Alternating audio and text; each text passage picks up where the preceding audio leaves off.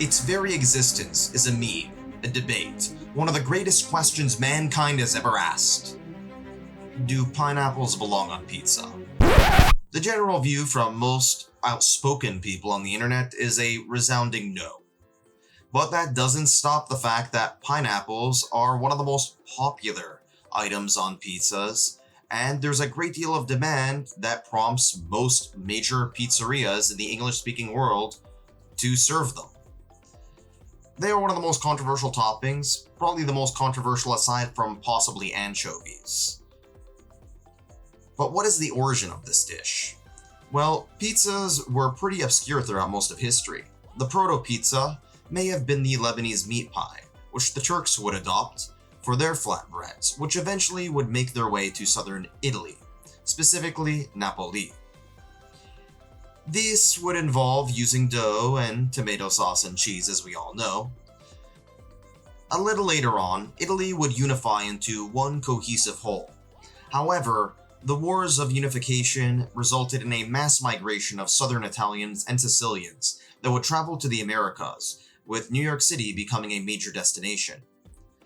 At the time, Italians were considered outsiders by the majority of Northwestern Europeans who were predominantly Protestant. However, nonetheless, they set up pizzerias during the early 20th century, and they became quite successful.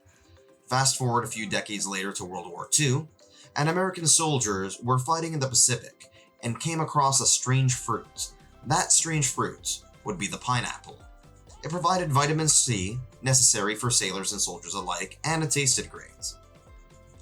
American servicemen returned home with an interest in the Polynesian culture that they'd interacted with, at least for those fighting in the Pacific. Hula hoops, surfing, tikis, and of course the pineapple. The Hawaiian pizza, however, is not from Hawaii, or any Pacific island for that matter, nor Italy, or even the United States. It comes from Canada. That's right, Canada. A Greek immigrant by the name of Sam Panopoulos, which I'm mispronouncing, immigrated to southern Ontario, and in the waning years, after the 1950s Polynesian craze, set up his own pizzeria during the 60s.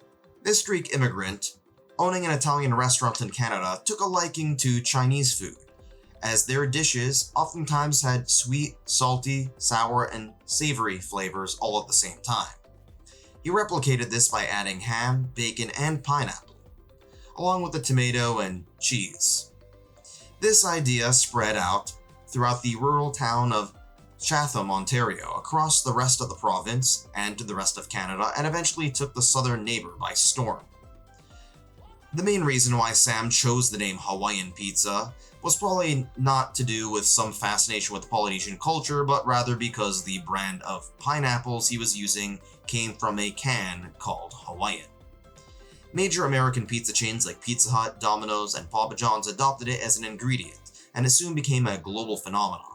Pineapples came back to the Pacific, this time as an American/Greek/Canadian export, becoming particularly popular in Australia.